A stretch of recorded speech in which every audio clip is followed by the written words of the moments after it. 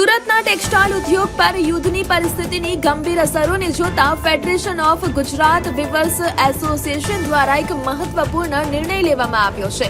ઉદ્યોગને ટકાવી રાખવા અને પ્રોડક્શન પર કાપ મૂકવા માટે હવેથી ફેક્ટરીઓ દિવસમાં માત્ર 12 કલાક એટલે કે એક જ પાળી ચાલુ રાખવાનું સૂચન કરવામાં આવ્યું છે। આ નિર્ણય 1 એપ્રિલ 2026 થી અમલી બનશે। એસોસિએશન દ્વારા અગાઉ ગૂગલ રિવ્યુ ફોર્મ મારફતે વીવર્સના સૂચનો મંગાવવામાં આવ્યા હતા, જેમાં વેકેશન રાખવા કે 15 દિવસ કામ ચાલુ રાખવા જેવા વિકલ્પો પર ચર્ચા થઈ હતી।